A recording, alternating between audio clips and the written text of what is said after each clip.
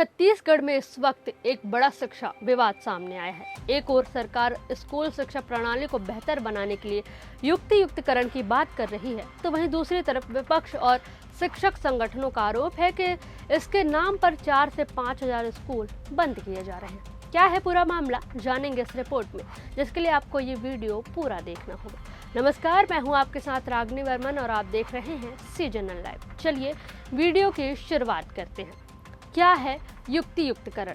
युक्तियुक्तकरण का मतलब ये है कि सरकार ने तय किया है कि स्कूलों और शिक्षकों को जरूरत और संख्या के हिसाब से दोबारा व्यवस्थित किया जाएगा। और आसान भाषा में समझे तो जहां जरूरत से ज़्यादा शिक्षक है, वहां से हटाकर उन्हें उन स्कूलों में भेजा जाएगा जहां शिक्षक नहीं है या बहुत कम है। ऐसा स्कूलों के लिए होगा। ज़रूरत के हिसाब से 2 स्कूलों को मर्ज किया जाएगा। कैसे होगा युक्तियुक्तकरण? सभी प्राइमरी स्कूलों में दर्ज संख्या के आधार पर शिक्षकों की पदस्थापना की जाएगी। इसके तहत 60 या उससे अधिक बच्चों की दर्ज संख्या पर प्रधान अध्यापक सहित 2 शिक्षक, 61 से 90 प्रधान अध्यापक सहित 3 शिक्षक, 91 से 120 दर्ज संख्या पर 4 शिक्षक, 121 से 150 तक 5 शिक्षक। इसके बाद दर्ज संख्या पर शिक्षकों की संख्या भी बढ़ाई जाएगी। क्या है शासन का नियम?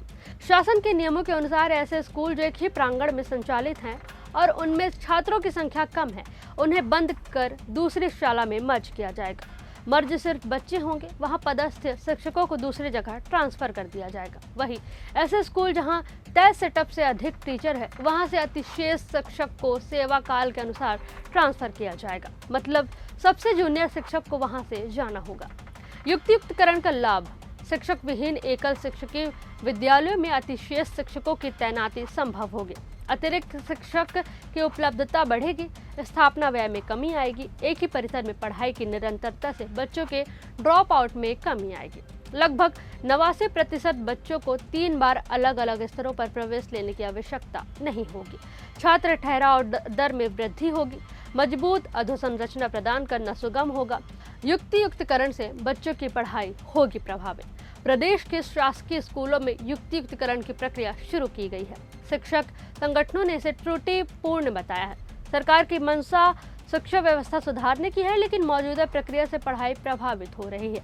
युक्तियुक्तकरण से छोटे स्कूल बंद हो सकते हैं, जिससे बच्चों को स्कूल तक पहुंचने में कठिनाई हो सकती है।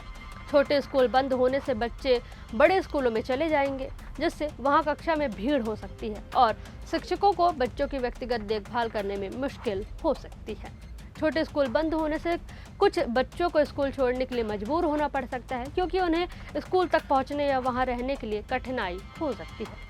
अधिक बच्चों को एक ही कक्षा में पढ़ाने से शिक्षकों को सभी बच्चों को व्यक्तिगत देखभाल करने में मुश्किल हो सकती है, जिससे बच्चों की शैक्षणिक गुणवत्ता में कमी आ सकती है। प्राथमिक स्कूलों में कक्षा 1 से 5 तक 18 पीरियड होते हैं। इन्हें पढ़ाने के लिए कम से कम 3 शिक्षक जरूरी हैं। पूर्व माध्यमिक स्कूलों में 5 शिक्षक होने चाहिए। छत्तीसगढ़ सर्व शिक्षक फेडरेशन ने मुख्यमंत्री विष्णुदेव साय से मांग की है कि वर्तमान युक्तियुक्तकरण प्रक्रिया को रोका जाए। संगठन ने कहा है कि 2008 का सेटअप फिर से लागू किया जाए। क्यों हो रहा है युक्तियुक्तकरण का विरोध? कांग्रेस नेताओं का कहना है कि युक्तियुक्तकरण दरअसल एक तुगलकी फरमान है, जिससे गरीब, आदिवासी और ग्रामीण बच्चों की शिक्षा सबसे ज्यादा प्रभावित होगी। वहीं शिक्षक संघ भी इसका विरोध कर रहा है। शिक्षक संघ का कहना है कि 2021 अब तक हुई नियुक्ति जो सबसे जूनियर टीचर हैं, वो अभी परिवीक्षा अवधि में हैं। उनको इससे मुक्त रखा जाए। मतलब सबसे जूनियर शिक्षक अतिशेष नहीं माना जाएगा। शिक्षक संघ की आपत्ति ये है कि जब स्कूलों में पद रिक्त ही नहीं था, तो वहां पर नई पदस्थापना क्यों की गई? अगर की गई तो फिर वो अतिशेष की श्रेणी में क्यों शामिल नहीं है? इसी के साथ छत्तीसगढ़ के पूर्व डिप्टी सीएम टी.एस. सिंहदेव ने भी युक्तियुक्तकरण पर सहमति जताई है, लेकिन वो भी नीति के खिलाफ है, क्योंकि बार बार युक्तियुक्तकरण करने से बाद भी अतिशेष की स्थिति है। रिक्त पद नहीं होने के बाद भी वहां शिक्षक पदस्थ किए जा रहे हैं। अब जरा सरकार की दलील पर भी नजर डालते हैं। शिक्षा विभाग का कहना है कि यह कोई स्कूल बंद करने की योजना नहीं है, बल्कि यह राष्ट्रीय शिक्षा नीति जो 2020 और शिक्षक का अधिकार अधिनियम 2009 के अनुरूप एक सुधार प्रक्रिया है। सरकार का दावा है कि प्रदेश में करीब 212 प्राथमिक शालाएं पूरी तरह शिक्षक विहीन हैं और 6,872 शालाएं केवल एक शिक्षक के भरोसे चल रही हैं। वहीं कुछ विद्यालयों में शिक्षक जरूरत से कहीं ज्यादा है। इस असंतुलन को दूर करने के लिए ही युक्तियुक्तकरण जरूरी है। सरकार की योजना के अनुसार जिन परिसरों में एक साथ प्राइमरी, मिडिल और हाई स्कूल है, वहां सभी स्तरों के स्कूलों को एकीकृत किया जाएगा ताकि बेहतर अधोसंरचना, संसाधन और शिक्षक उपलब्ध हो सके।